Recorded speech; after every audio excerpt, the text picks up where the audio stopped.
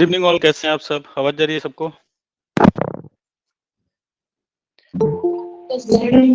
Screen share किया, screen देख पा रहे हैं आप लोग? कोई जल्दी से बताए कल वाली क्लास में क्या पढ़ाया गया था?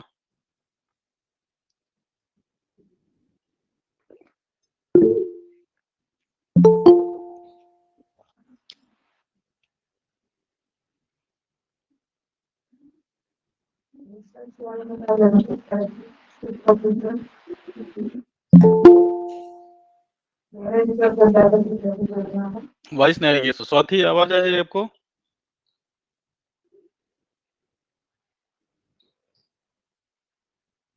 सर अब जा रही है आवाज? हाँ आ रही है, बताइए। और सर रिसर्च में गहरे स्तर पर जाकर के कैसे सोचना है इसके बारे में बताया गया था। दृष्टिकोण, कौन सी प्रक्रिया अपनानी चाहिए, निष्पक्षता, वस्तुनिष्ठता। रिसर्च एक स्ट्रक्चर्ड इंक्वायरी होती है, इसके बारे में समझाया गया। कैरेक्टरिस्टिक ऑफ रिसर्च, अनुसंधान के लक्षण के बारे में, कारण, घटना और प्रभाव के बारे में, वेरिएबल्स के बारे में समझाया गया। और आज अगस्त कॉम्टे को पढ़ा जाएगा। ठीक है, यही बताया गया था या कुछ और भी बताया गया था? कोई और ऐड करना चाहेगा इसमें? और सर कैरेक्टरिस्टिक ऑफ रिसर्च के बारे में भी बताया था। ठीक है, और बस ही बताइए, रिसर्च एक कंट्रोल्ड प्रोसेस है, क्या मतलब है इसका? इसका मतलब है सर, ये रिसर्च एक निरंतर चलने वाली प्रक्रिया है। और सर इसमें और ये श्रम साध्य, मतलब इसमें सर टाइम टेकिंग प्रोसेस भी है रिसर्च एक। अमन आवाज आ रही है आपको? अमन यादव?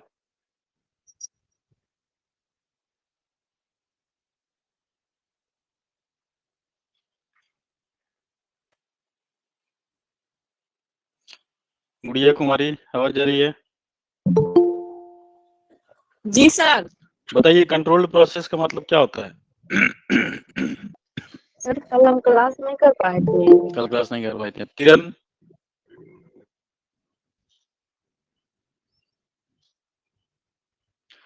क्षमा प्यासी आवाज आ रही है आपको? क्षमा?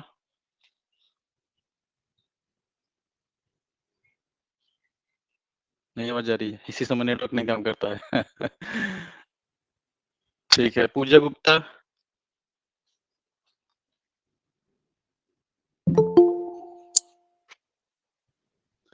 पुष्पा? जी सर। रिसर्च एक कंट्रोल्ड प्रोसेस है, क्या मतलब है इसका?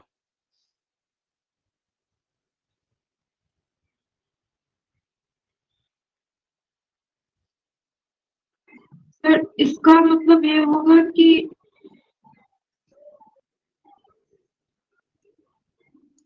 सुनिश्चित किया जाता है कि हम किस उद्देश्य से रिसर्च कर रहे हैं। और सारी जो योजनाएं होती है उसमें इंक्लूड होती है। सर मैं सही बता पा रही हूँ? ऋतु? ऋतु राठी?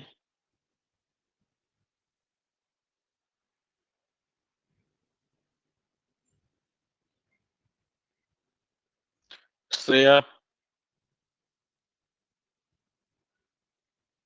स्वाति? सर कल क्लास किया था स्वाति आपने?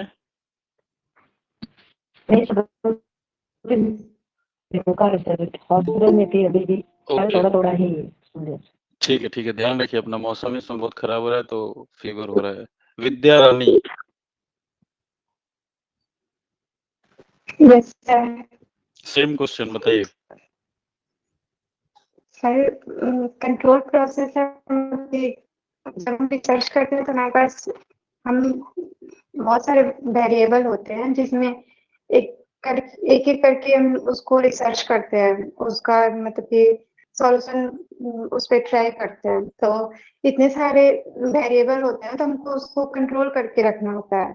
ठीक है, बहुत बढ़िया, गुड। तो इस तो आप क्या करती हैं? आप क्लास के अलावा कहीं और भी पढ़ती हैं? नो सर, तो बाकी लोग क्यों नहीं बता हम रहे? हम स्कूल टीचर है तो मेरे पास टाइम नहीं बचता है। अच्छा, आप स्कूल टीचर हैं, उसके बाद भी कर लेती हैं सारी चीजें, ठीक है, गुड। ठीक है, कंट्रोल प्रोसेस का मतलब रिसर्च प्रॉब्लम जो समस्या होती है उसके कई सारे कारण होते हैं, कारण को हम वेरिएबल्स बोलते हैं, ठीक है।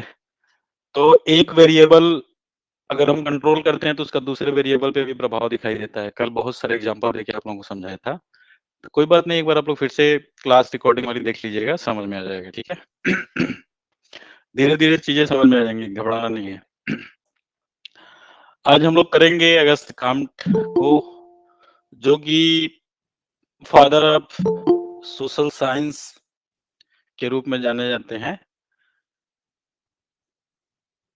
फादर ऑफ सोशियोलॉजी कहते हैं इनको, समाज शास्त्र के जनक। तो सोशियोलॉजी जिनका सब्जेक्ट है उनके लिए बहुत इंपॉर्टेंट क्लास है, ठीक है। रिसर्च एप्टीट्यूड ऐसे भी मैंने बोला था, सोशियोलॉजी वाले स्टूडेंट का डायरेक्ट पूरा यूनिट है एक सोशियोलॉजी में, ठीक। और इन्होंने पॉजिटिविज्म का कॉन्सेप्ट दिया था, पॉजिटिविज्म की अवधारणा दी थी, जो कि विज्ञान पे आधारित है। ये फोटो इनका देख पा रहे हैं आप लोग, फ्रांस के रहने वाले थे ये, और कोर्स ऑफ पॉजिटिव फिलोसफी ये इनकी किताब का नाम है। प्रमुख रचना इनकी जो है कोर्स ऑफ पॉजिटिव फिलोसफी। तो कभी परीक्षा में पूछ ले ये किताब किसका है तो बता दीजिएगा आप लोग, ठीक। समाज शास्त्र और पॉजिटिविज्म के क्षेत्र में इनका बहुत इंपॉर्टेंट रोल है।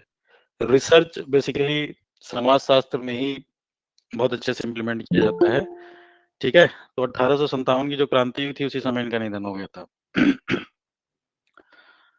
आइए अगस्त काम्ट को समझते हैं कि इन्होंने क्या क्या बोला था। तो कल आप लोगों ने ये देखा था रिसर्च की विशेषताएं, और उसमें आपको कंट्रोल्ड प्रोसेस में ये सारी चीजें समझाई गई थी।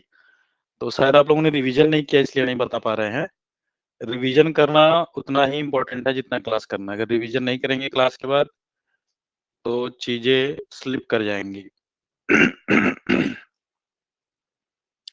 ठीक है, कल हमने बहुत डिटेल में पढ़ा था इसको। तो हेडिंग बनाइए आप लोग, प्रत्यक्षवाद।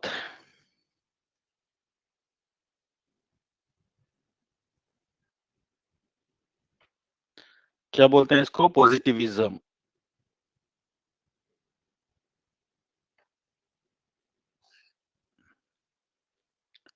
ठीक है, प्रत्यक्षवाद क्या होता है, प्रत्यक्षवादी पद्धति क्या होती है, ये ना सिर्फ पेपर 1 में बल्कि जिनका हिंदी साहित्य का इतिहास है वहां भी आता है। शुक्ल जी प्रत्यक्षवादी, विधेयवादी, या जिनका सोशियोलॉजी है वहां भी आता है, ठीक है।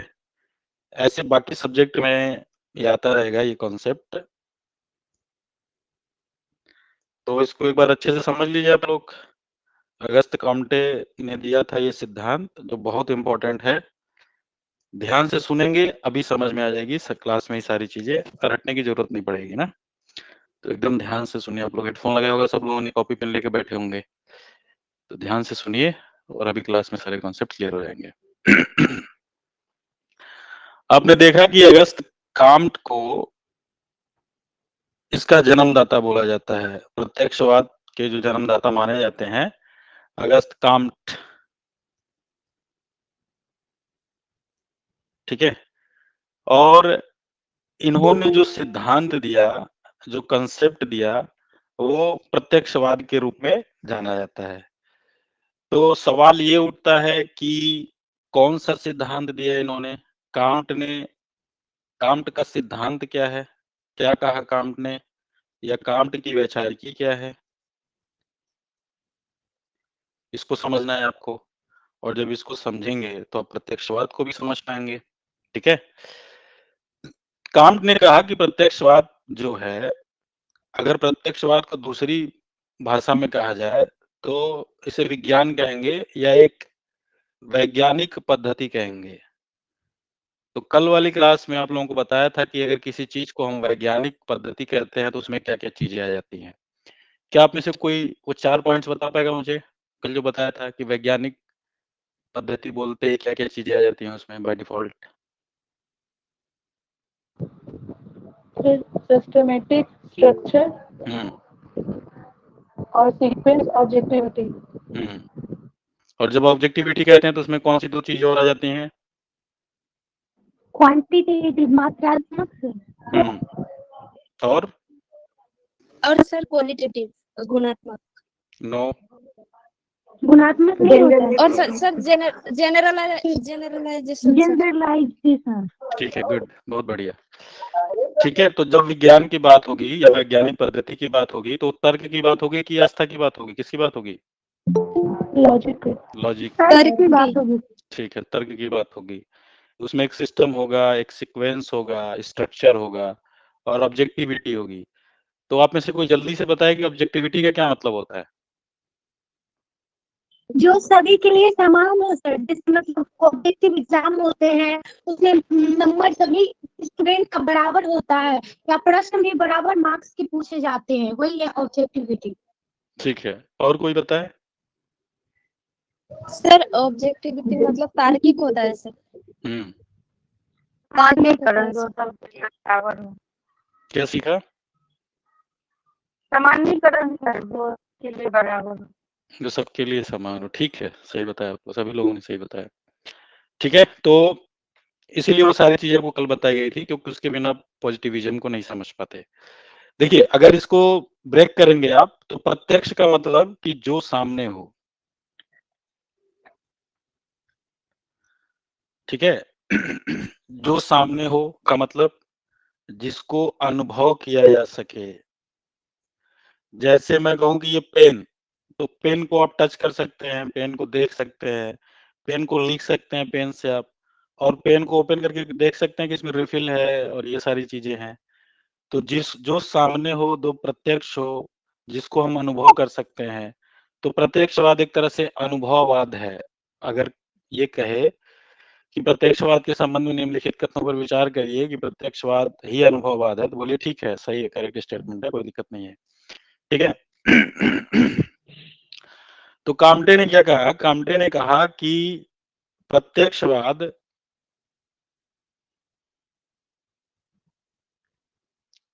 का एक अर्थ वैज्ञानिक या साइंटिफिक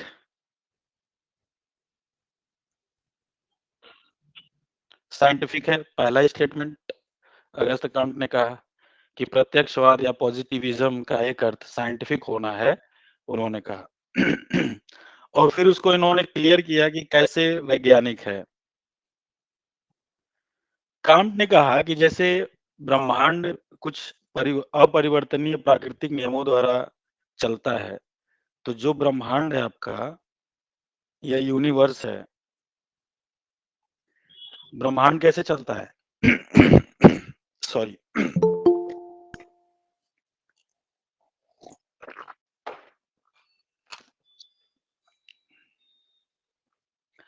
ब्रह्मांड में सूरज है, तारे हैं, पृथ्वी है, और पृथ्वी एक गोला है, ठीक है। ऊपर आसमान आते हैं। गर्म पानी लेके आइए, थोड़ा ज्यादा गर्म ना, ठीक। तो जो ब्रह्मांड में तारे हैं, चंद्रमा है और कई सारे नक्षत्र हैं, तो वो कैसे चलते हैं, बारिश कैसे होती है, या दिन और रात की प्रक्रिया कैसे होती है, ठीक है। लोग कैसे पैदा होते हैं, कैसे मर जाते हैं। तो ये सृष्टि या जो पूरा ब्रह्मांड है, ये कुछ नियमों के द्वारा संचालित होता है, और वो जो नियम है अपरिवर्तनीय है। अपरिवर्तनीय प्राकृतिक नियमों से। तो कई सारे जैसे आदिवासी समुदाय जो है, वो ईश्वर की पूजा नहीं करते हैं, प्रकृति की पूजा करते हैं। और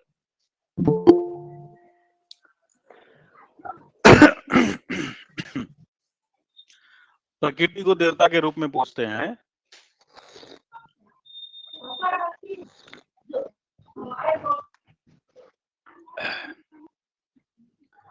प्रकृति को देवता के रूप में पूजते हैं। और क्यों? क्योंकि प्रकृति का एक निश्चित नियम है जिससे सारी चीजें चलती हैं, और वो जो नियम है वो अपरिवर्तनीय है। जैसे sun rises in the east, सूरज पूरब में निकलता है तो पूरब में ही निकलेगा, ठीक है। तो वो अपरिवर्तनीय नियम है, जिसको आप बोलते हैं यूनिवर्सल लॉ, ठीक है, सार्वभौमिक नियम भी कहते हैं, जो प्रकृति को चलती हैं। तो कांट ने कहा कि जिस तरह से पूरा ब्रह्मांड कुछ प्राकृतिक नियमों के द्वारा चलता है, ठीक है, और जो प्राकृतिक नियमों के द्वारा चलता है, इसका मतलब हर घटना के पीछे कारण कार्य संबंध होते हैं। हर घटना के पीछे कारण कार्य संबंध होते हैं, ठीक है। पृथ्वी गोल क्यों है? गुरुत्वाकर्षण बल के कारण, ठीक है। दिन और रात का समय क्यों होता है?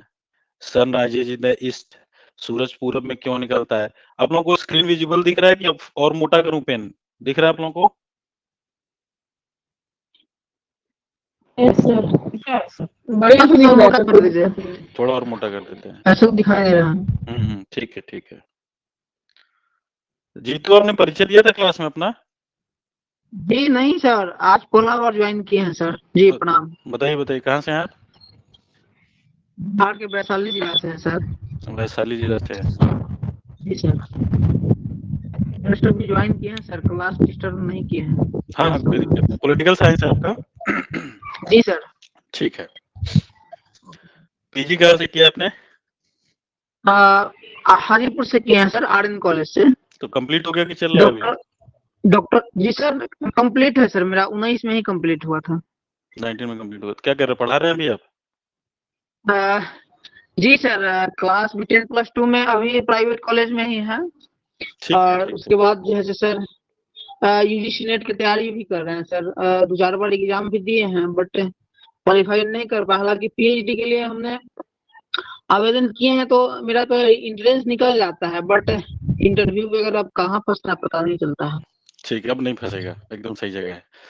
ठीक है, तो ब्रह्मांड, कांटे ने ये कहा कि जो ब्रह्मांड है वो कुछ प्राकृतिक नियमों से चलता है, और ये जो नियम होते हैं, इन नियमों के बीच में कारण कार्य संबंध होते हैं। ठीक, अगर हमें इन नियमों को समझना है तो उसकी व्याख्या जो है वैज्ञानिक विधियों के द्वारा करनी पड़ेगी। वैज्ञानिक विधियों के द्वारा करनी पड़ेगी, साइंटिफिक मेथड के द्वारा करनी पड़ेगी, ठीक है। क्योंकि साइंस में तर्क के द्वारा कारण कार्य संबंधों की पड़ताल की जाती है, वेरिएबल्स के द्वारा।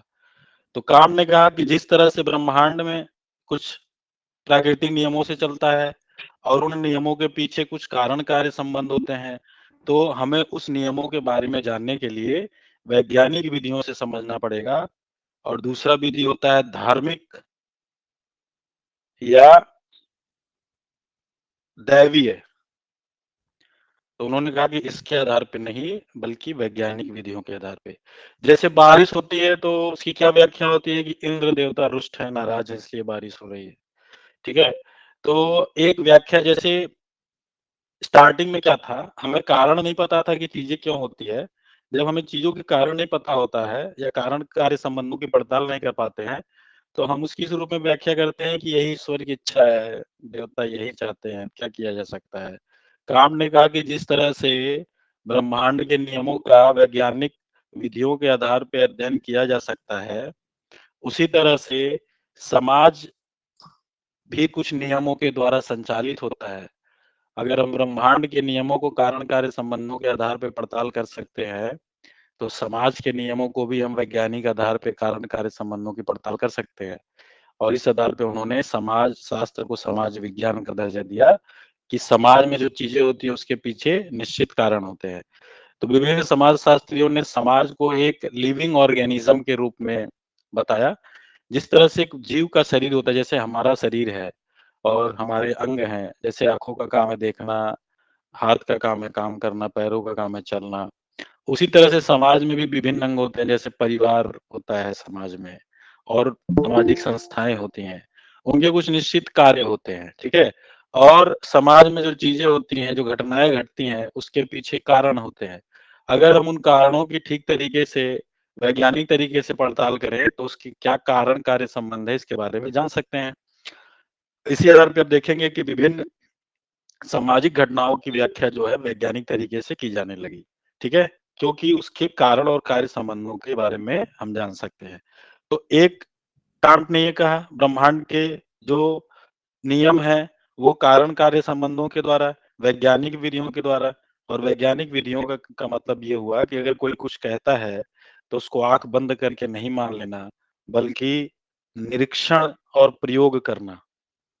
निरीक्षण और प्रयोग। तो निरीक्षण का मतलब ऑब्जर्वेशन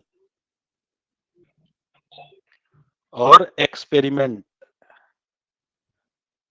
ठीक है। अगर वैज्ञानिक सोच है आपकी और आपसे कोई कुछ कह रहा है तो आप उसको ऑब्जर्व करेंगे, एक्सपेरिमेंट करेंगे। अगर पेन बोला है तो पेन का काम क्या होता है? लिखना।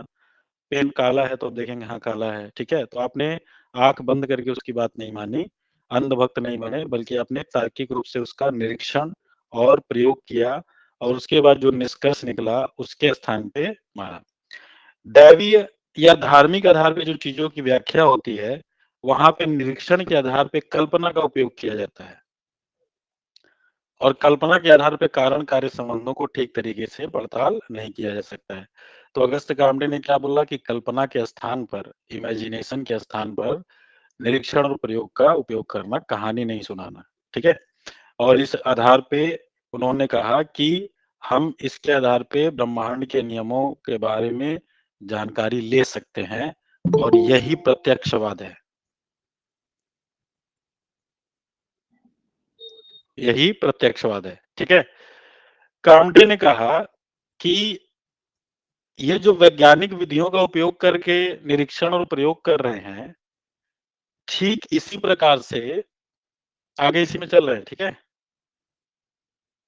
ठीक इसी प्रकार से समाज का भी अध्ययन किया जा सकता है।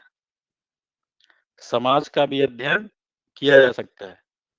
किसके आधार पे? जैसे ऊपर ब्रह्मांड के नियमों का किया जा रहा है, सृष्टि के नियमों का किया जा रहा है। क्यों? क्योंकि इन्होंने कहा कि समाज भी इसी ब्रह्मांड का एक अंग है या समाज भी इसी प्रकृति का एक अंग है। समाज भी प्रकृति का अंग है, उसी का पार्ट है, ठीक है।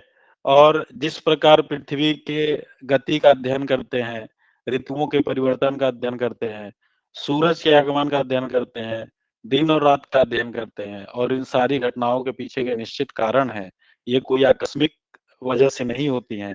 उसी प्रकार से समाज में मानव और समाज के जो संबंध हैं, मानव और समाज के संबंधों का भी निरीक्षण और प्रयोग के द्वारा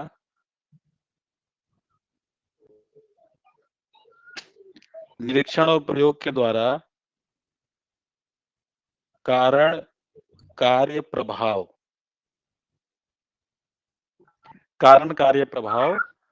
का अध्ययन कर सकते हैं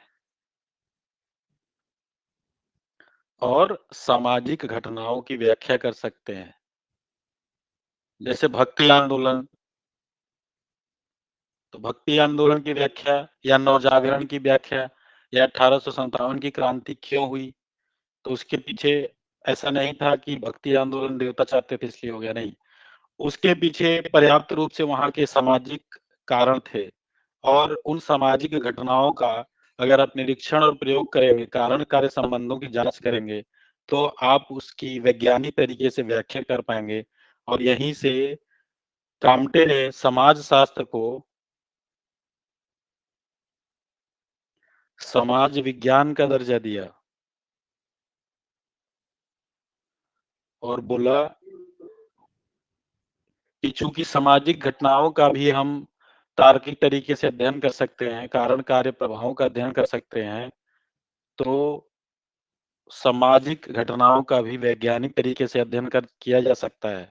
और इस आधार पे उन्होंने समाज शास्त्र को समाज विज्ञान का दर्जा दिया और इन्हें फादर ऑफ सोशियोलॉजी बोला गया, सोशल साइंसेस, ठीक है। तो फादर ऑफ सोशियोलॉजी, समाज शास्त्र के पिता इनको बोला जाता है क्योंकि इन्होंने समाज शास्त्र को समाज विज्ञान का दर्जा दिया था, ठीक है। तो कामटे ने ये कहा। तो अगर मैं कहूं कि प्रत्यक्षवाद कारण कार्य प्रभावों का अध्ययन करता है या प्रत्यक्षवाद धार्मिक और काल्पनिक घटनाओं की व्याख्या करने की बात करता है, क्या कहता है?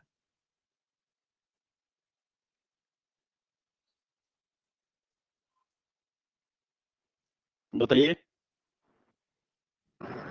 वैज्ञानिक और तार्किक सर, हाँ, तर्क करना। तर्क करना है, ठीक है। तो धार्मिक विचारों से दूरी, धार्मिक विचारों से दूरी किसकी बात करेगा? तार्किक और वैज्ञानिक पद्धति। तो प्रत्यक्षवाद का मतलब कि जब वैज्ञानिक पद्धति हो, तार्किक पद्धति हो, घटनाओं का कारण कार्य प्रभाव का अध्ययन किया जाए, तो हिंदी साहित्य वाले शुक्ल जी की जो पद्धति उसको वैज्ञानिक पद्धति इसलिए कहते हैं, ठीक है। कारण कार्य संबंध और समाज शास्त्र या राजनीति विज्ञान में जो सामाजिक घटनाओं का अध्ययन किया जाता है वो इसी आधार पे किया जाता है, ठीक है। कांट ने कहा कि सामाजिक घटनाओं की व्याख्या धार्मिक आधारों पर नहीं की जा सकती, या ईश्वर की महिमा के आधार पे नहीं किया जा सकता, या कल्पना के आधार पे नहीं किया। तो धार्मिक विचारों से दूरी, कल्पना के आधार पर नहीं, दैवीय कृपा या ईश्वर की महिमा के आधार पर नहीं। तो जो कुछ लोग व्याख्या करते हैं सामाजिक घटनाओं की ईश्वर की महिमा के आधार पर व्याख्या करते हैं, वो प्रत्यक्षवादी दृष्टिकोण नहीं है, ठीक है। वो प्रत्यक्षवादी दृष्टिकोण नहीं है। प्रत्यक्षवादी दृष्टिकोण तार्किक और वैज्ञानिक आधार पर किसी घटना का कारण कार्य संबंधों का निरीक्षण और प्रयोग करता है। एक्सपेरिमेंट और ऑब्जर्वेशन, ये हमेशा याद रखना है, ठीक है। और इस आधार पर इन्होंने प्रत्यक्षवाद की अगस्त्य कांट ने नींव रखी, ठीक है। कांट ने कहा कि only true knowledge is a scientific knowledge। अभी आप लोग लॉजिकल रीजनिंग पढ़ेंगे, only कैपिटल लेटर लिखते नहीं आप लोग, फिर समझ नहीं पाते हैं। only true knowledge is scientific knowledge, ठीक है। क्या कह रहे हैं कांट? कह रहे हैं कि जो सत्य ज्ञान होता है, ज्ञान के साथ सत्य जोड़ा इन्होंने, क्योंकि कुछ लोग अज्ञानी होते हैं और अपने आप को सत्य बोलते हैं, तो इसी को बोलते हैं प्रमा। प्रमा का मतलब रियल नॉलेज,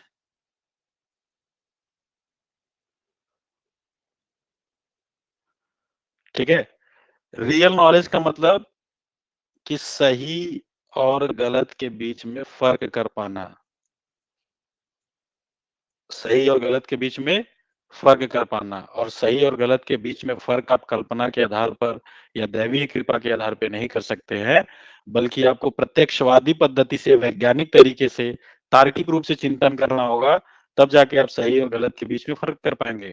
नहीं तो आप कहेंगे कि ईश्वर हनुमान जी को लड्डू चढ़ाने से मेरा परीक्षा निकल गया, नहीं चढ़ाया तो नहीं निकला, ठीक है। या ईश्वर चाहते ही नहीं कि मैं परीक्षा दूं, इसीलिए मेरा तबियत खराब हो गया परीक्षा वाले दिन, ये व्याख्या करते हैं लोग। पढ़ते पढ़ते बॉडी एग्जॉस्ट हो जाती है, इसलिए परीक्षा के समय मोस्ट ऑफ द स्टूडेंट की तबियत खराब हो जाती है। तो ये सामान्य सी बात है। अब वो पूरे साल नहीं पढ़ेंगे, परीक्षा के पहले 10 दिन खूब पढ़ना कर लेंगे, तो तबियत खराब होना ही, उन्होंने रूटीन चेंज कर दिया अपने एकदम से, ठीक है। तो उसकी कारण कार्य व्याख्या करनी है, इन्हें कि ईश्वर नहीं चाहते हैं मेरा ना निकले। तो प्रमा सत्य ज्ञान ही वैज्ञानिक ज्ञान है। अगर आप सत्य तक पहुंचते हैं और सत्य तक पहुंचने का जो जरिया है वो तार्किक और वैज्ञानिक तरीके से है, तो उसे हम वैज्ञानिक ज्ञान कहते हैं। तो समाज में बहुत सारी व्याख्याएं जो होती हैं दैवी कृपा या धर्म के आधार पर की जाती हैं, जबकि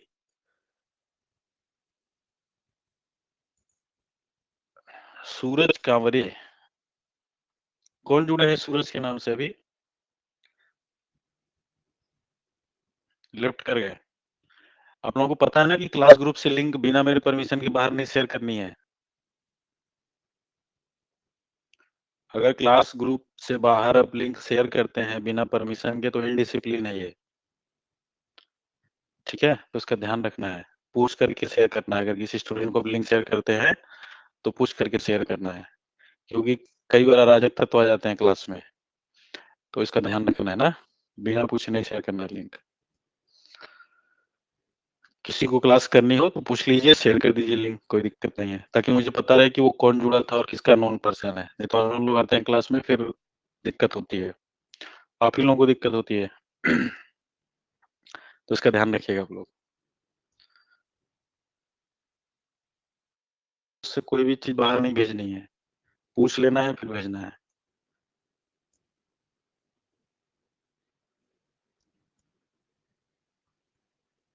ठीक है, तो सही और गलत के बीच में फर्क करना, और इस पूरे प्रोसेस को ही काम्टे ने समाज पे लागू किया और सोशल साइंस का दर्जा दिया। काम्टे ने चिंतन के 3 स्तरों की बात की है, जो कि आपके नोट्स में दिया हुआ है। एक बार शॉर्ट में डिस्कस कर लेते हैं, फिर नोट्स पे आ जाएंगे सीधे।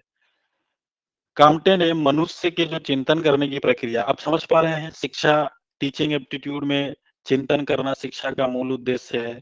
प्रत्यक्षवाद चिंतन की तार्किक पद्धति की बात करती है, और रिसर्च में अगर आप तार्किक रूप से चिंतन नहीं करेंगे, वैज्ञानिक रूप से चिंतन नहीं करेंगे, तो आपके रिसर्च की कोई वैल्यू नहीं रहेगी। आई बात समझ में? तो धार्मिक रूप से और बाकी आधारों पे जानबूझ करके आप व्याख्या करिए, वो बायस्ड व्याख्या होगी। तो काम्टे कह रहे हैं कि मनुष्य के चिंतन की 3 अवस्थाएं हैं। चिंतन की 3 अवस्थाएं के बारे में बात करते हैं, चिंतन की 3 अवस्थाओं के बारे में बात करते हैं। तो यहाँ से परीक्षा में पूछ लेगा कि काम्टे ने चिंतन की कितनी अवस्थाओं की बात की, 3, 4, 5। तो 3 अवस्थाओं के बारे में कहते हैं, और इसको बोलते हैं लॉ ऑफ 3 स्टेजेस। ठीक है, लॉ ऑफ 3 स्टेजेस। और इसमें इन्होंने बोला कि जो मनुष्य के चिंतन प्रक्रिया का विकास हुआ, उसके 3 चरण हैं। और पहला चरण या फर्स्ट स्टेज या पहला चरण, उन्होंने बोला कि पहला जो चरण था उसको थियोलॉजिकल स्टेज बोला इन्होंने, द थियोलॉजिकल स्टेज। मैं कोशिश करता हूँ कि कैपिटल लेटर में लिखूं जिससे आप लोग पढ़ पाए, लेकिन आदत वो वाली कर्सिव की है। तो थियोलॉजिकल, द थियोलॉजिकल स्टेजेस। क्योंकि आप लोग नोट शेयर करते तो मैं देखता हूँ स्पेलिंग मिस्टेक करते हैं आप लोग, इसका मतलब पढ़ नहीं पाते हैं। धीरे धीरे आदत पड़ जाएगी। द थियोलॉजिकल स्टेजेस, ठीक है, जिसको बोलते हैं धार्मिक या काल्पनिक या दैवीय अवस्था। ठीक है, तो कांट ने चिंतन के 3 स्तरों की बात किया है। पहले स्तर पे कांट ने कहा कि पहले स्तर पे जो चिंतन की पद्धति थी वो धार्मिक, काल्पनिक या दैवीय अवस्था के आधार पे थी। जैसे हम लोग कोई टॉपिक पढ़ते हैं तो उसमें पूछते हैं कि क्यों, कहां से आया, कैसे आया। ठीक है, तो जब आपके मन में कोई समस्या हो, कोई जिज्ञासा हो, ठीक है, या कोई आवश्यकता हो, जब उसको पूरा करने के लिए आप धार्मिक तरीके से सोचते हैं या काल्पनिक तरीके से सोचते हैं या दैवी कृपा के आधार पे सोचते हैं, ठीक है, तो वो जो चिंतन की पद्धति होती है वो थियोलॉजिकल स्टेज कहलाती है। तो चिंतन के आरंभिक अवस्था में चूंकि हमें हमें बहुत सारी चीजों के बारे में नहीं पता था, घटनाओं के बीच में कारण कार्य संबंध नहीं पता था, ठीक है, जैसे ज्योग्राफी के अंतर्गत प्लेट टेक्टोनिक थ्योरी आई और पता चला कि जो धरती की प्लेट्स हैं वो प्लेट्स प्लेट्स संचलित होती रहती हैं, प्लेट हमेशा गति करती रहती हैं। सी फ्लोर स्प्लिटिंग का सिद्धांत आया, समुद्री नीतल का सिद्धांत। और पहले ये पता था कि सूर्य पृथ्वी का चक्कर लगाता है। ठीक है, तो जो ब्रह्मांड के नियमों की व्याख्या की जाती थी वो किया जाता था धर्म के आधार पे। तो धार्मिक सत्ता केंद्र में थी, चाहे पोप हो गए, पादरी हो गए, हो गए या मौलवी हो गए, ये लोग अपने आप को ईश्वर के दूत बोलते थे कि ईश्वर के हम दूत हैं और ईश्वर ने हमें लिख करके दिया है।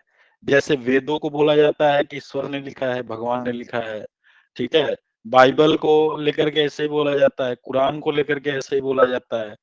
इसका कहने का क्या मतलब है कि इन ग्रंथों को ईश्वर ने लिखा है? जब भी कोई कहता है कि इन ग्रंथों को ईश्वर ने लिखा है, तो वो क्या कहना चाहते हैं? वो ये कहना चाहते हैं कि इन पे सवाल नहीं उठाया जा सकता। बहुत डिटेल में आप लोगों को बता रहा हूँ ये क्लास में, इस उम्मीद के साथ कि आप अच्छे से इस कॉन्सेप्ट को समझ जाएंगे, अप्लाई करेंगे। नहीं तो 5 मिनट लगता है अगस्त कांटे को पढ़ाने में। ठीक है? तो ध्यान से सुनिए और नोट करिए इसको, और कल की क्लास में पूछूंगा मैं आप में से किसी से भी, तो बताना है। ठीक? तो अगर इसलिए इन्होंने बोला ताकि कोई क्वेश्चन ना उठा पाए। जैसे शास्त्रों में लिखा है, क्या क्या मतलब है कि शास्त्रों में जो लिखा है क्या वो सार्वभौमिक है? क्या वो यूनिवर्सल है? क्या वो ऑब्जेक्टिव है? क्या वो जनरलाइज है? नहीं। क्या वो क्वांटिटेटिव है? नहीं। उसे मापा नहीं जा सकता। शास्त्र में जो लिखा हुआ है वो बदला जा सकता है। समय और समाज की परिस्थितियां बदलने के बाद बहुत सारी चीजें बदल गई। अगर तुलसीदास आज रामचरितमानस लिखते तो शायद जाति को लेकर के, वर्ण व्यवस्था को लेकर के उनकी वो सोच नहीं होती, या कबीरदास अगर आज लिखते तो महिलाओं के बारे में शायद उनका संकुचित दृष्टिकोण नहीं होता। ठीक है? इसी तरह की और भी सारी चीजें, समय और समाज बदलने के बाद सोच बदल जाती है। ठीक है? तो शास्त्रों में जो लिखा गया है, अगर वो तार्किक वैज्ञानिक पद्धति के आधार पे कसने पे अगर वो सही नहीं ठहरता है, तो आप बिल्कुल नकार सकते हैं उसको। दैवीय कृपा के आधार पे व्याख्या करना ये थियोलॉजिकल स्टेज का पार्ट है। बारिश इसलिए नहीं हुई कि इंद्र देवता रुष्ट हैं, तो बारिश कैसे होगी? तो गांव की किसी लड़की को नेकेड करके घुमा दो गांव के चारों तरफ, इस तरह की घटनाएं होती रहती हैं। किसी का बलि चढ़ा दो तो बारिश हो जाएगी। और भी कई सारी परंपराएं, कुप्रथाएं, रीतियां जो समाज में प्रचलित है, वो दरअसल उसी थियोलॉजिकल स्टेज का देन है। और आज भी कुछ लोग उसी लेवल पे सोचते हैं कि दैवी अवस्था के आधार पर या कल्पना के आधार पर, धार्मिक के आधार पे है। तो काम ने कहा कि कोई चीज क्यों है, कहाँ है, कैसे है, इसकी व्याख्या जो की जाती थी थियोलॉजिकल स्टेज में, वो धर्म के आधार पे, कल्पना के आधार पे, या देवता चाहते हैं ऐसा, इसके आधार पे किया जाता था। ठीक है? अगर किसी में कोई बीमारी हो गई तो उसकी व्याख्या लोग करते थे कि देवता चाहते हैं कि इसको बीमारी हो जाए, मर जाए ये।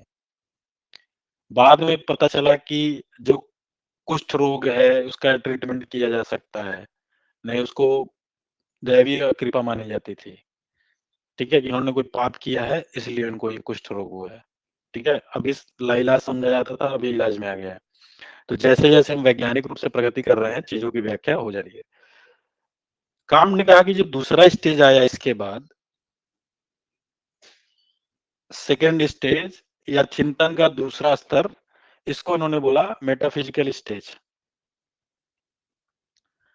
Metaphysical stage. ठीक है?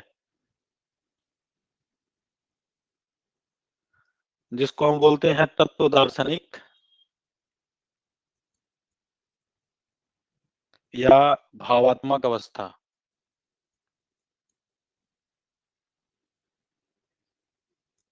ठीक?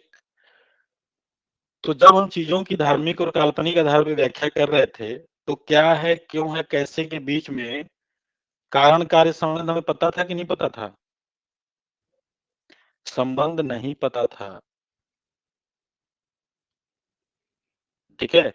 तो जब हमें चीजों के बारे में नहीं पता होता है तो हम कहते हैं कि ये दैवीय कृपा से हो रहा है या देवता ऐसा चाहते हैं। ठीक? दूसरे लेवल पे हमें ये तो पता चल गया कि कुछ कारण होता है, दैवीय कृपा से नहीं होता है, कुछ कारण होता है। लेकिन क्या कारण होता है हमें ये नहीं पता था। ये पता था कि कुछ कारण होता है, देवता का कृपा नहीं होता है, या कल्पना नहीं, धर्म नहीं, कुछ कारण होता है। लेकिन वो कारण क्या होता है ये हमें पता नहीं था। हम सवाल उठाना शुरू कर दिए थे कि प्रकृति में जो चीजें जैसी हैं, जो चीजें जैसी हैं वैसी क्यों हैं, हमने सवाल उठाना शुरू कर दिया था। ठीक है? जो चीजें जैसी हैं वैसी क्यों हैं। तो आज भी सवाल उठता है, जैसे जिज्ञासा आती है, आसमां है नीला क्यों, पानी गीला गीला क्यों, गाना भी बना इस पे। तो आसमान नीला क्यों है, विज्ञान में सवाल पूछता है कि आसमां का रंग नीला क्यों होता है। तो समुद्र नीला होता है, उसका प्रतिबिंब बनता है, ऑप्शन ये। उसी तरह के और भी कई सारे ऑप्शन।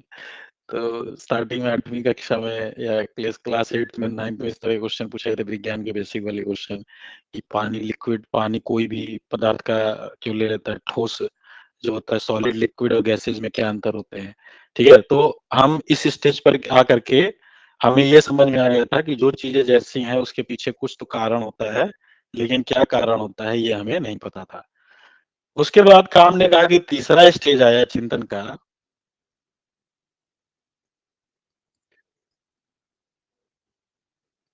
थर्ड स्टेज या चिंतन का तीसरा स्तर। और कांट ने कहा कि ये जो स्टेज था वो था वैज्ञानिक या प्रत्यक्षवादी चिंतन, पॉजिटिविज्म या पॉजिटिविस्टिक अप्रोच ऑफ थिंकिंग। ठीक है, तो प्रत्यक्षवादी चिंतन का स्तर, पॉजिटिविस्टिक अप्रोच ऑफ थिंकिंग,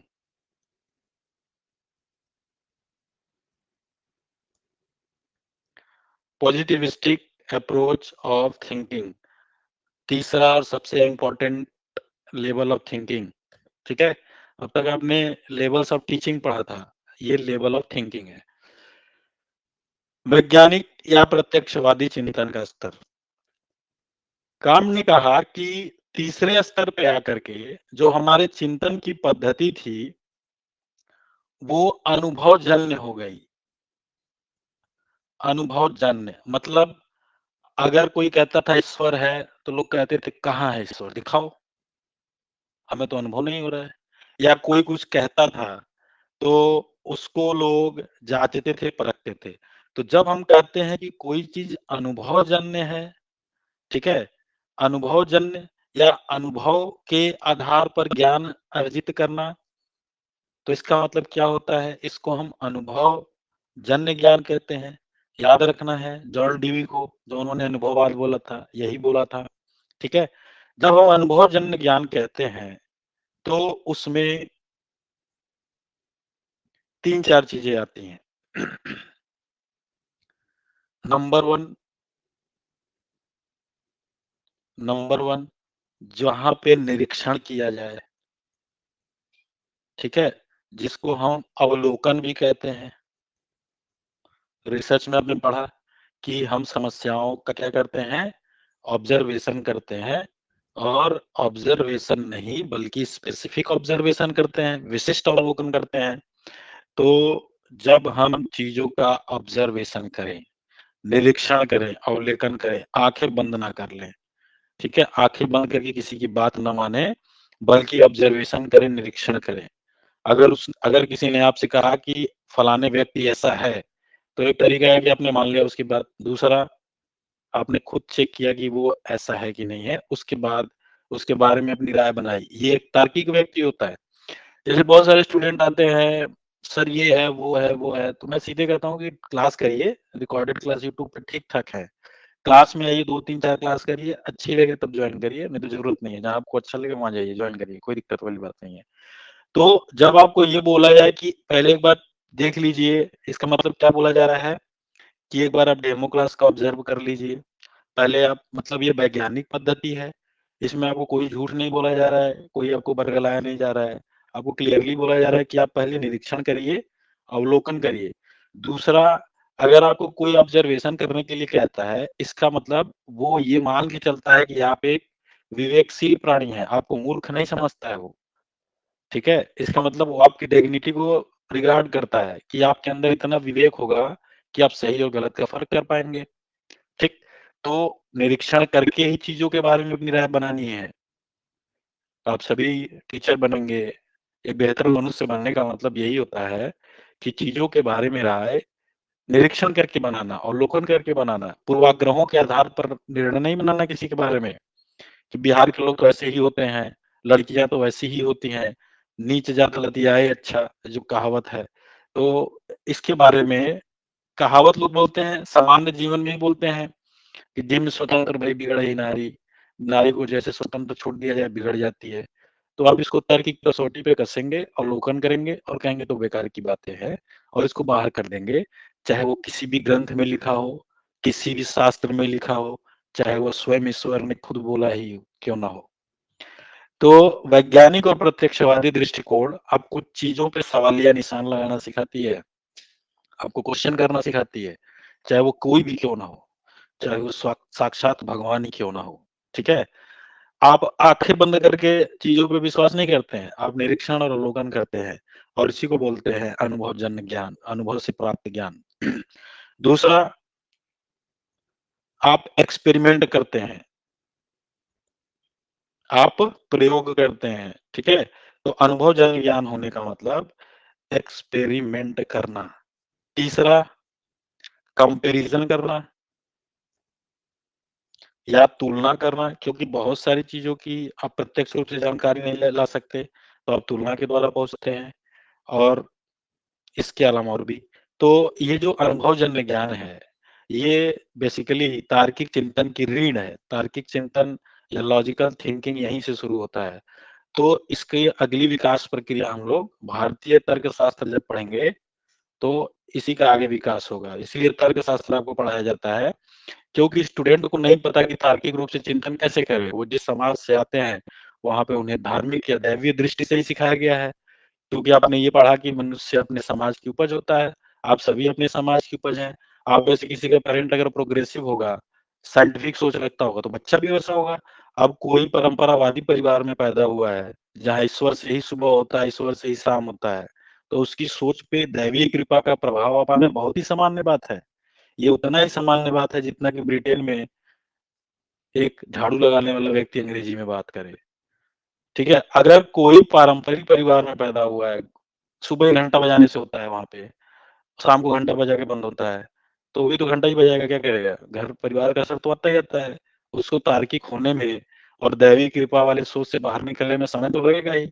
वहीं एक व्यक्ति ऐसा है जो एक ऐसे परिवार में पैदा हुआ है जहाँ लोग तार्किक और प्रोग्रेसिव सोच के हैं, जहाँ पे लड़की और लड़के में अंतर नहीं किया जाता है, जहाँ पे गरीब व्यक्ति अमीर व्यक्ति में अंतर नहीं किया जाता है, जहाँ पे ऊंच नीच का भेद नहीं किया जाता है, तो बच्चा बाय बर्थ परिवार से वो सारी चीजें सीख लेगा।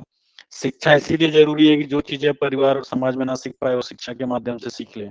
ठीक है, इसीलिए आपको एडल्ट और एडोलसेंट लर्निंग का कॉन्सेप्ट बताया गया था।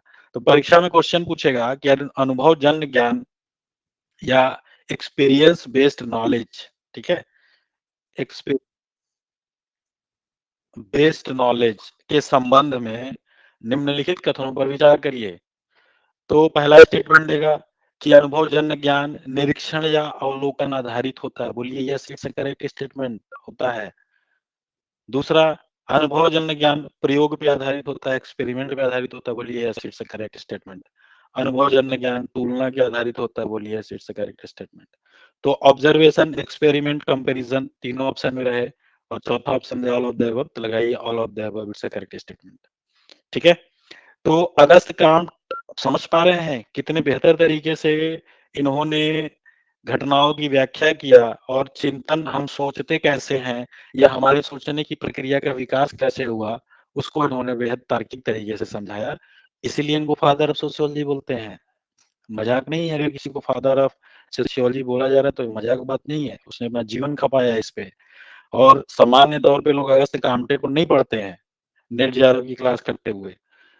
ठीक है, हम लोग कोशिश करते हैं कि जिन व्यक्तियों ने अपना जीवन खपाया है किसी कॉन्सेप्ट को देने में, कोई सिद्धांत बनाने में, तो कम से कम एक क्लास उनके सम्मान में दिया जाए, उनका रिस्पेक्ट किया जाए, उनके बारे में चर्चा किया जाए।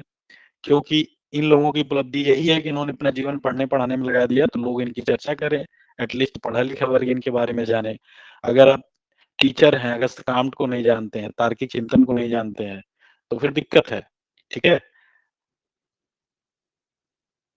तो ये है अगस्त क्रांति, फ्रांस के रहने वाले थे। फ्रांस का समाज कैसा रहा होगा जहाँ पे इतने तार्किक व्यक्ति पैदा हुए, तो उस सोसाइटी को भी दिखाता है।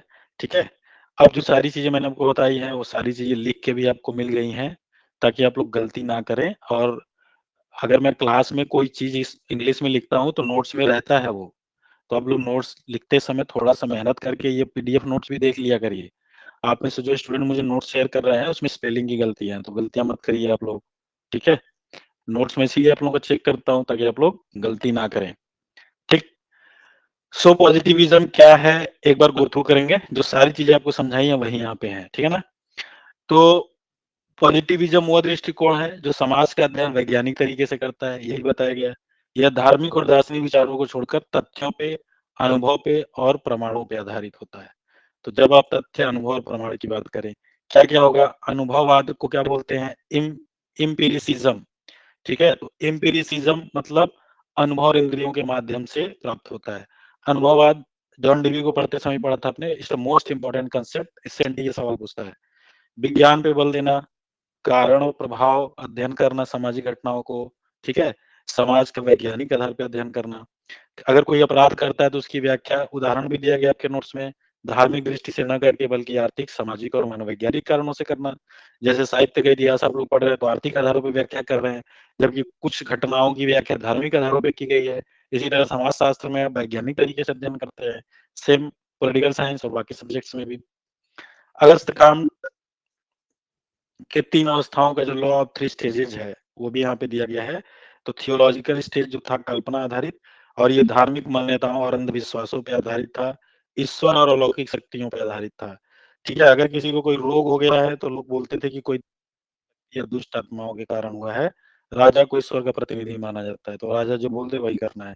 दूसरा आया मेटाफिजिकल स्टेज, दार्शनिक अवस्था, इसमें तार्किक विचारधारा को अपनाया जाता है, धार्मिक अंधविश्वास को मुक्त होकर के तात्विक दार्शनिक चिंतन पे जोर दिया जाता है, ठीक। बीमारी का कारण दैवी शक्ति नहीं बल्कि जिससे हमारा शरीर मिलकर बना है उसमें किसी तत्वों में कमी होने से हुआ है। राजा ईश्वर द्वारा चुने जाने के बजाय सोशल कॉन्ट्रैक्ट का है। तो पॉलिटिकल साइंस में सोशल कॉन्ट्रैक्ट, सोशियोलॉजी में सोशल कॉन्ट्रैक्ट थ्योरी पढ़ाई जाती है। तो हमने राजा को राजा की स्वीकृति दी है, जो बाद में जाकर के लोकतंत्र के रूप में प्रधानमंत्री का चुनाव किया हमने। तीसरा जो अवस्था है पॉजिटिव अवस्था या पॉजिटिविस्टिक या पॉजिटिविज्म या साइंटिफिक स्टेज, ठीक है। इसमें वैज्ञानिक सोच और प्रमाणों के आधार बारे में सोचा जाता है। लोग अनुभव करते हैं, परीक्षण करते हैं, विश्लेषण करते हैं और तब जाके निर्णय लेते हैं कि किसी चीज के पीछे क्या होता है, ठीक है। जैसे रोग के लिए वैज्ञानिक उपचार अपनाना, दवाई और सर्जरी। आज भी लोगों को सांप काट लेता है, डॉक्टर के पास लेके नहीं जाते हैं लोग, मर जाता है इंसान। अब समझ पा रहे हैं क्यों? क्योंकि लगता है कि ये करो, वो करो, टोटका करो, दुनिया भर की चीजें करते हैं, आज भी करते हैं लोग। सरकार का निर्माण वैज्ञानिक और लोकतांत्रिक तरीके से करना, तो ये आधुनिक युग जो है इसकी वैज्ञानिक युग इसीलिए बोला जाता है इसको। शिक्षा का क्या असर पड़ता है इसको आप लोग देख लीजिएगा, सारी चीजें इसमें बताई गई हैं। कुछ इंपॉर्टेंट एमसीक्यूज भी दिए गए हैं जो इसमें से आएंगे, वो आप लोग पढ़ लीजिएगा, ठीक है। पोस्ट पॉजिटिविज्म अप्रोच, तो आपने अब तक पढ़ा प्रत्यक्षवादी दृष्टिकोण और उसमें आपने देखा अगस्त काम्ट को। प्रत्यक्षवाद का ही विस्तार है ठीक है, उत्तर प्रत्यक्षवाद। पॉजिटिविज्म और पोस्ट पॉजिटिविज्म एक दूसरे के विरोधी नहीं है, विस्तार है, एक्सटेंशन है। तो इसको बोलते हैं उत्तर प्रत्यक्षवाद। उत्तर प्रत्यक्षवाद में कुछ जो कांट ने बोला था उसको लोगों ने और गहरे स्तर पे चिंतन किया और उसमें कुछ और इनपुट्स डाले। क्या क्या डाले, बस वही ऐड करना है, बहुत सिंपल सा कॉन्सेप्ट है। पोस्ट पॉजिटिविज्म या उत्तर प्रत्यक्षवाद वह दृष्टिकोण है, क्या है, एक नजरिया है जिसमें ये लोग कहते हैं, जैसे कांट ने कहा कि सत्य तक पहुंचना है, रियल नॉलेज तक पहुंचना है। उत्तर प्रत्यक्षवाद ने कहा कि संपूर्ण रूप से सत्य तक कोई पहुंच जाए यह संभव है, ठीक। तो मतलब ये अंडरस्टूड है, ये बस कहने के लिए है। अगर कोई कह रहा है सत्य तक पहुंचना है तो संपूर्ण सत्य तक कोई नहीं पहुंच पाता है। देखिए इस तरह से होता है, अगर ग्राफ बनाएंगे तो सत्य और असत्य, कोई भी चीज जब सत्य होती है, ये बीच की विभाजक रेखा है। कोई भी चीज अगर सत्य होती है तो ऐसा नहीं है कि वो इस पॉइंट पे होगी और कोई झूठ बोल रहा है तो एकदम एब्सोल्यूट, तो एब्सोल्यूट ट्रू और एब्सोल्यूट फॉल्स, एब्सोल्यूट सत्य, एब्सोल्यूट असत्य, ऐसा कुछ होता नहीं है। पहले तो ये आप लोग समझ लीजिए कि कोई एकदम अच्छा व्यक्ति हो, कोई एकदम बुरा व्यक्ति हो, ऐसा कुछ नहीं होता है। कोई अच्छा होने का मतलब कि वो इस पोल के आसपास कहीं है, वो यहाँ भी हो सकता है, यहाँ भी हो सकता है, यहाँ भी हो सकता है, यहाँ भी हो सकता है, यहाँ भी हो सकता है। अगर कोई बुरा व्यक्ति है तो कहीं भी हो सकता है। एकदम बुरा होने का मतलब यह नहीं होता। इसीलिए सत्य और असत्य, अच्छा और बुरा, ये निरपेक्ष नहीं है, बल्कि सापेक्ष अवधारणा है। सापेक्ष अवधारणा, जिसको बोलते हैं रिलेटिव कॉन्सेप्ट। रिलेटिव कॉन्सेप्ट का मतलब कि अगर कोई अच्छा है तो आप कहेंगे कि ए बी की तुलना में अच्छा है। आप ये नहीं कह सकते कि ये 90% अच्छा है या 10 किलो अच्छा है, वो 5 किलो अच्छा है, ऐसा नहीं कह सकते आप। एक सापेक्ष अवधारणा है। अगर कोई सत्य बोल रहा है तो ये भी सापेक्ष अवधारणा है कि जब सत्य बोला गया, सत्य बोल रहा है जाएगा कि वो क्या बोल रहा है या क्या नहीं बोल रहा है। ठीक है, तो उत्तर प्रत्यक्षवादी क्या कह रहे हैं कि संपूर्ण रूप से सत्य पे पहुंच पाना संभव है, चाहे हम कितने भी तर्क और अनुभव ले लें, संपूर्ण सत्य तक नहीं पहुंचना। तो बोलिए संपूर्ण सत्य तक जाना ही नहीं है, तो बेकार की बातें है। सच और गलत के बीच में अगर आपको फैसला करना है कि क्या सही है क्या गलत है, तो एकदम सही और एकदम गलत तो नहीं कर पाएंगे आप, उसके आसपास ही रहेंगे। तो पहला चीज तो ये बस कहने के लिए है उत्तर प्रत्यक्षवाद। बस आपको ध्यान रखना है कि इसमें क्या होता है। क्या कह रहे हैं कि जो ज्ञान होता है वो संदर्भ आधारित होता है, कॉन्टेक्स्ट। अगर हम कॉन्टेक्स्ट बदल देंगे तो ज्ञान बदल जाएगा। बोलिए ठीक बात है, कांट भी यही कह रहे हो, कहाँ मना कर रहे हैं इससे। तो इन्होंने क्या किया, जो कांट ने प्रत्यक्षवाद की विचारधारा दिया था उसको और स्पष्ट कर दिया। बस इतना ही समझना है, विरोधी नहीं है एक दूसरे का। सामान्य तौर पे स्टूडेंट इसको विरोधी समझते हैं, विरोधी नहीं है, और क्लियर कर दिया। रिसर्चर पूरी तरह से वस्तुनिष्ठ नहीं हो सकता है, ये सत्य बात है। कोई कितना भी ऑब्जेक्टिव होने की कोशिश कर ले, इंडिविजुअल डिफरेंसेस तो आएंगे ही उसके, तो पूरी तरह से वस्तुनिष्ठ नहीं हो सकता है। ठीक, और इसने कहा कि ज्ञान पूरी तरह से मापा नहीं जा सकता है, ठीक है, और पूर्ण सत्य तक पहुंचना संभव है। तो जो पॉजिटिविज्म था उसके अगेंस्ट इन लोगों ने ये सारे चीजें लगाई। तो परीक्षा में अगर पूछ ले उत्तर प्रत्यक्षवाद के संबंध में या पोस्ट पॉजिटिविस्टिक अप्रोच के संबंध में निम्नलिखित कथनों पर विचार करिए। स्टेटमेंट 1, यह दृष्टिकोण कहता है कि पूर्ण सच्चाई तक नहीं पहुंचा जा सकता है। तो बोलिए ठीक है, करेक्ट है। ज्ञान संदर्भ आधारित होता है, ठीक है। कोई पूरी तरह से वस्तुनिष्ठ नहीं होता है, बोलिए ठीक है। इस तरह के कथन तो ऐसे भी सत्य होता है, ठीक है। ज्ञान क्या होता है, ज्ञान अस्थायी होता है और विकसित होता रहता है, बोलिए ठीक है, सही बात है। बहुत सारे सिद्धांत ऐसे दिए गए जो बाद में परिवर्तित हो गए, या खुद जिसने सिद्धांत दिया था उसी ने बोला कि नहीं इसको और होना चाहिए, ठीक है। शोधकर्ता पूरी तरह से निष्पक्ष नहीं हो सकता है, ठीक बात है।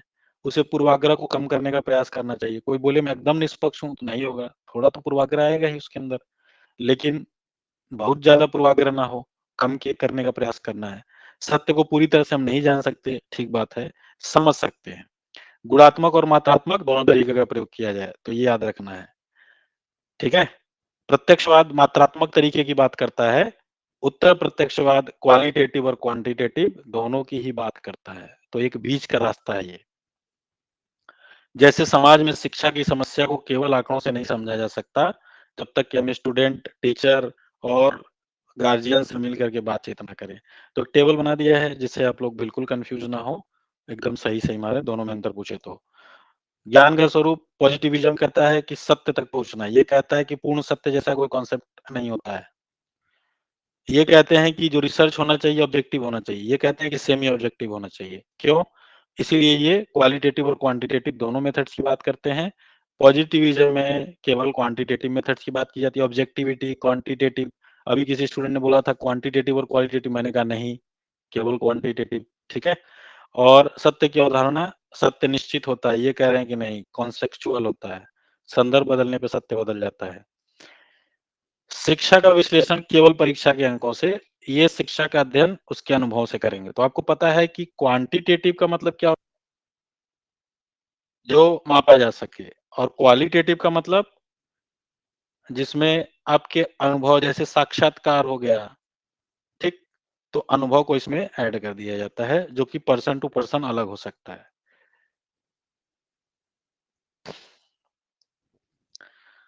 अनुसंधान में इसकी क्या उपयोगिता है, उत्तर प्रत्यक्षवाद का रिसर्च में क्या है? तो ये क्या करता है, मिक्स्ड मेथड्स की बात करता है। नंबर 1, मिक्स्ड मेथड का मतलब वही क्वालिटेटिव और क्वांटिटेटिव दोनों की बात करता है ये, ठीक है। मॉडल और थ्योरी के परीक्षण की बात करता है। क्यों? क्योंकि किसी ने कोई सिद्धांत दिया है तो उसमें वो गलतियां कर सकता है। तीसरा रिलेटिव नॉलेज की बात करता है या विशेष सापेक्षता की बात करता है, मतलब शोधकर्ता के दृष्टिकोण से ज्ञान प्रभावित हो सकता है, बिल्कुल हो सकता है। कारण और प्रभाव के संदर्भ के अनुसार देखा जा सकता है, कॉज इफेक्ट की बात करता है। तो ये 4 पॉइंट्स हैं जो आपको ध्यान में रखना है। ठीक है, एजुकेशन के फील्ड में भी वही है कि सिर्फ आंकड़ों के आधार पे हम स्टूडेंट केवल मार्क्स के आधार पे किसी का मूल्यांकन नहीं कर सकते। इसीलिए यूपीएससी में 33% वाला भी यूपीएससी दे सकता है, ऐसा नहीं कि जो 90% आया वही देगा।